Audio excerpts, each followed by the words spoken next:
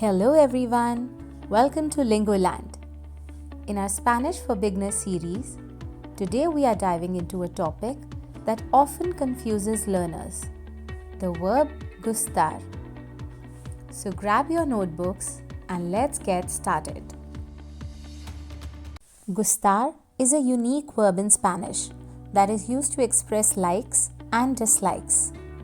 But here's the catch, it's not quite like English. Instead of saying I like, you'll often say something more like it is pleasing to me. Sounds a bit different, right?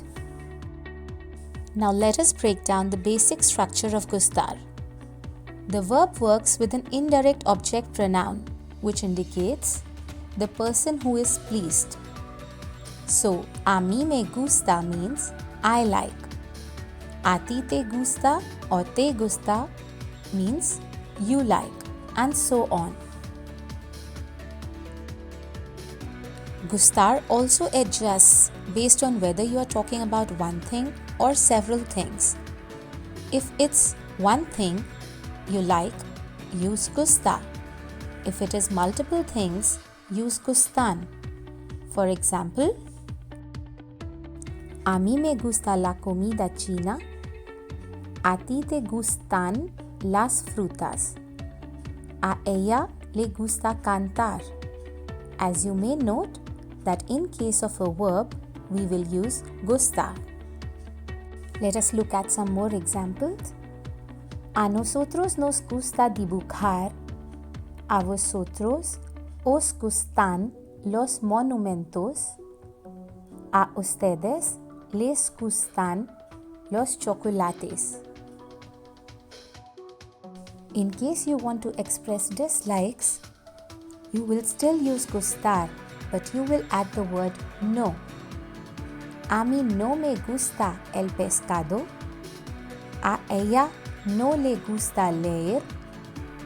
A vosotros no os gustan los pimientos.